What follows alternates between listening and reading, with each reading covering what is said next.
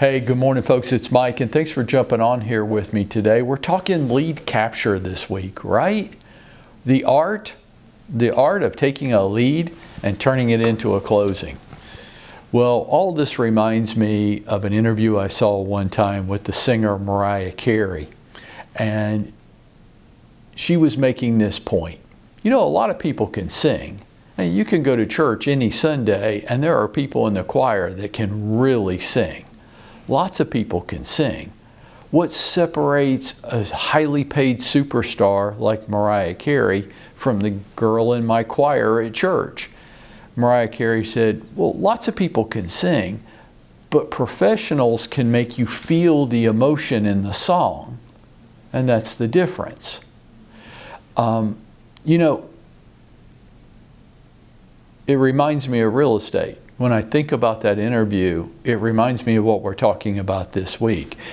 Do you need to know the words to the song? Well, of course. I would bet that when Mariah Carey is recording a song, that it's not the first time that she's seen the words to the song. I bet she's not just reading them off a piece of paper as she sings them, right? I don't really like scripts myself, unless you're willing to master them, and that's to say, unless you're willing to make it not a script anymore. You know it so well, you don't need it in front of you. But I do think it's a good idea for all of us to map out our talking points, the structure of a lead call, how we want it to go, how we're going to handle it. But it's just like Mariah Carey said, lots of people can sing, but a professional can make you feel the emotion in the song. They perform the song. Great agents perform the call. They perform the conversation with the lead. They may have written talking points, but they're not reading off a piece of paper to people. They're performing the action. It's much more important how you speak with people than what you say. And let me give you some examples. By using your voice to create meaning and emphasis, using pace, tempo, and pauses to create meaning, this is what leaves the customer with or without a sense of connection to you. Let me give you an example. See, spot, run. There's a very simple sentence. Noun, verb, predicate. Right? You feel like you're back in high school English class? See, spot, run. That's a sentence.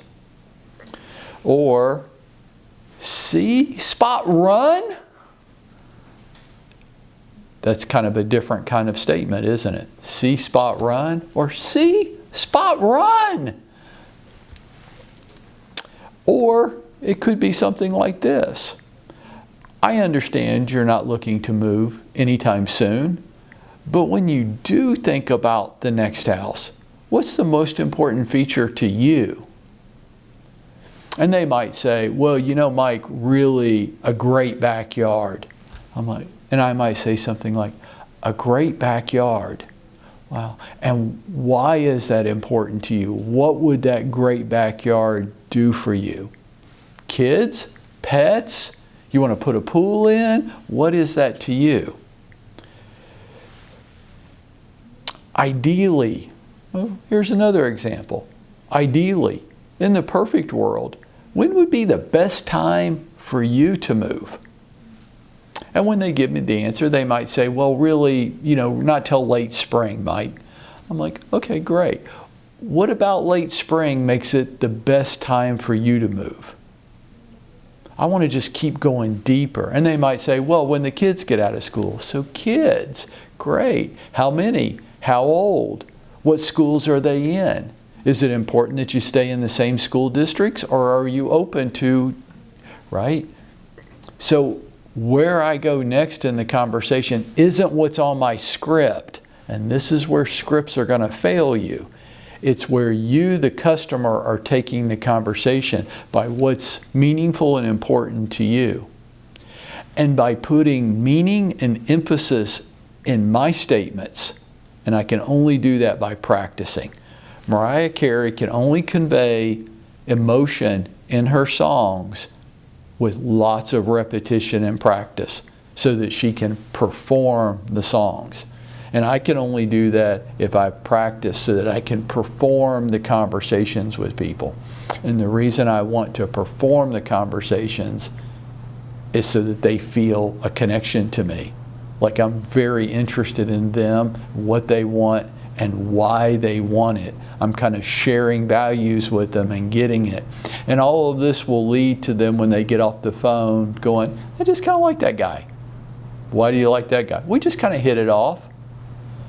They won't really know. They'll just feel it. It'll feel different to them than any conversation they've had with any other real estate agent, if I can perform the conversation.